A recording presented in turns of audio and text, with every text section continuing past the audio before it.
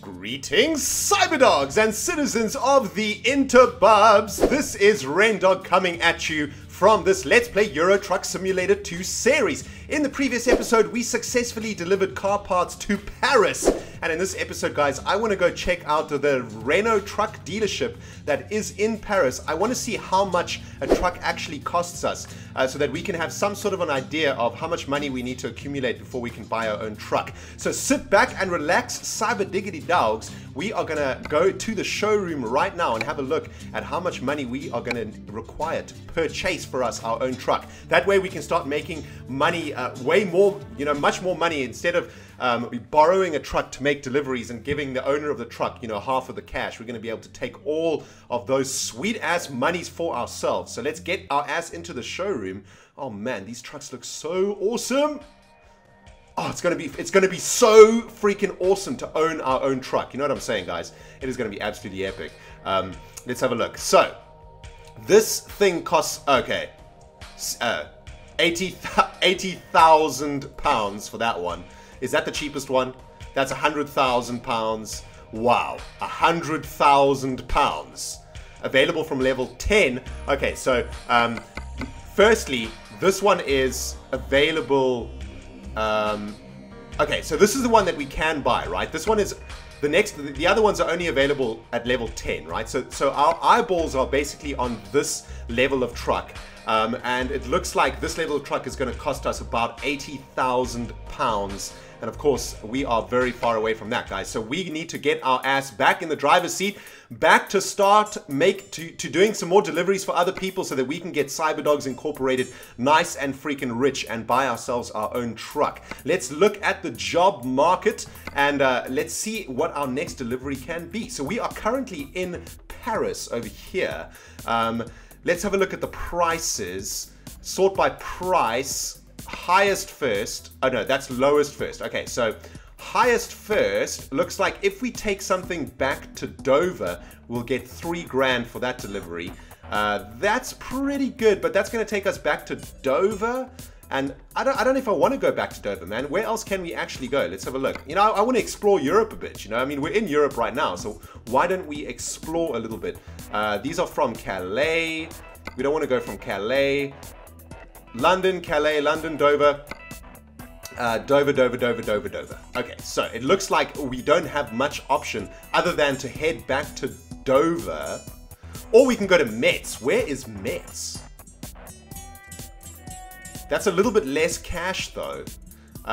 But okay, so Metz is still in France. I think I'm going to do this Metz journey just because I want to stay in France a bit. I don't want to go back to the United Kingdom just yet. I want to see the French countryside and see how this game renders France for us. So let's take this job over here, guys, and get our butts back behind the wheel of a truck. Oh man, this is going to be sweet. And in the last episode, yeah, there were quite a few, how shall we say this? Illegal moves. Yeah, let's put it that way. But it's okay. I think we're slowly getting better. Let's have a look at what we are actually. Ooh, this looks like a pretty sweet ass truck actually. Looking sweet. All right, let's do this, guys. We've got our GPS going, and we can get our butts all the way over to Metz in France. And we've got 141 miles to get there. And man, today what I wanted to do, guys, was tell you the story about how I got my driver's license. Quite a few of you guys were saying that you don't actually believe that I can actually drive because of the way that I drive in this game. And I don't blame you, man. I'm driving really badly in this game. But all right, the traffic lights are green. Let's cross. And looks like we're getting onto the freeway over here. So that's going to be nice and easy for us to drive. Man, the weather in France is looking absolutely terrible. Damn, there's some crazy ass thunderclouds on the way there.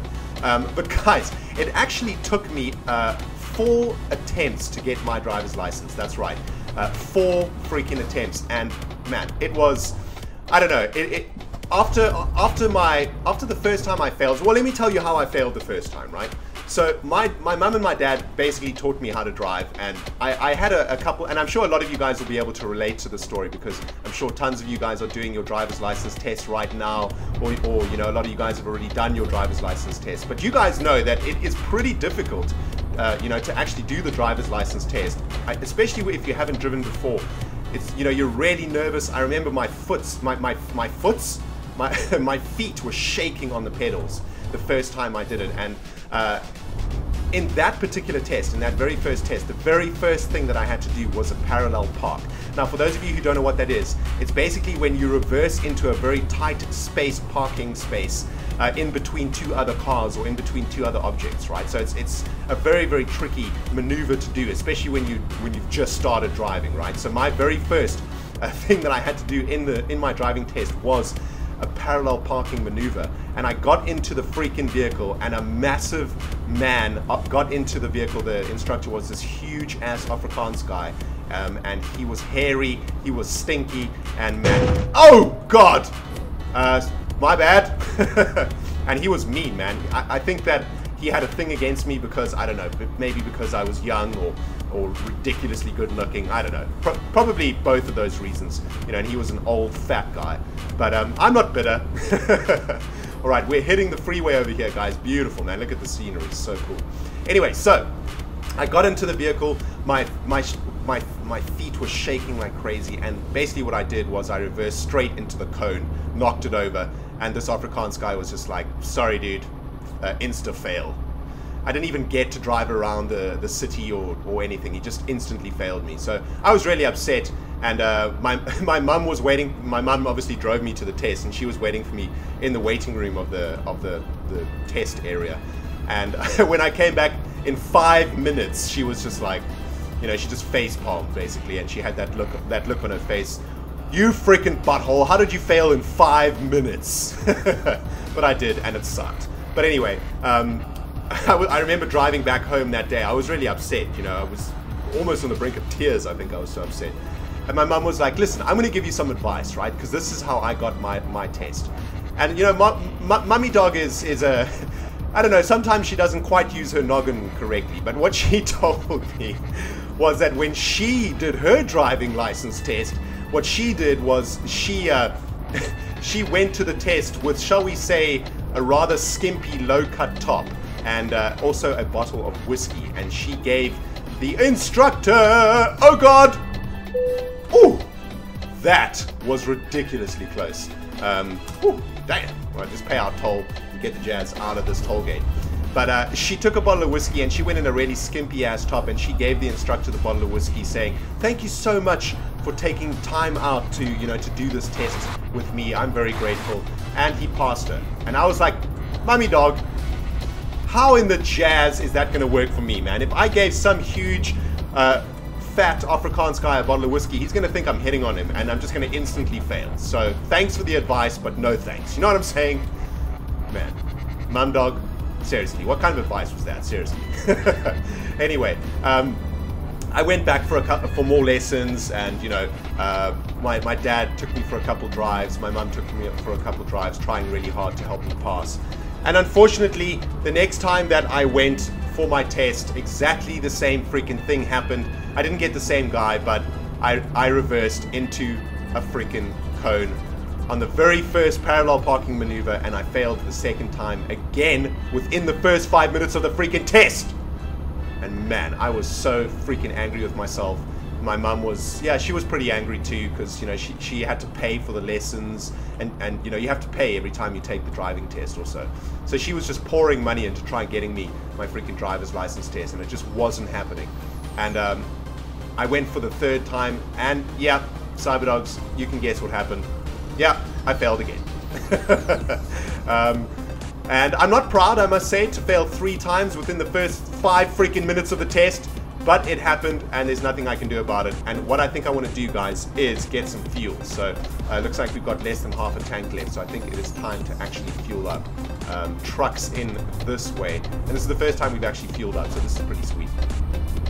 So I was on my 3rd failure now, and I was very demoralized, basically. I was like, man, I don't even think I'm gonna be able to do this. I don't even know if I can get my driver's license test.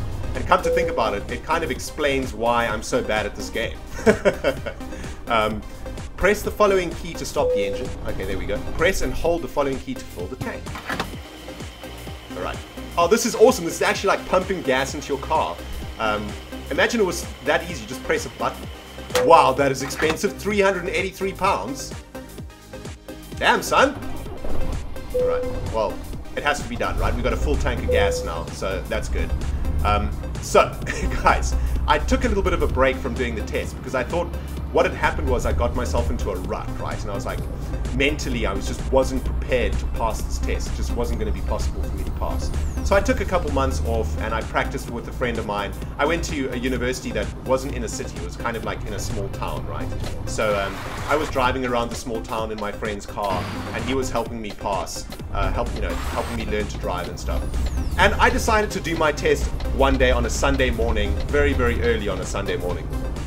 It was like a 7 a.m. test. And my instructor, thankfully and finally, was a really, really young guy. He was like probably like 27 or something, right? And luckily for me, he arrived at the parking lot, which I had to walk to, by the way, because my friend wouldn't take me because he was sleeping, because he'd been drinking way too much beer the night before.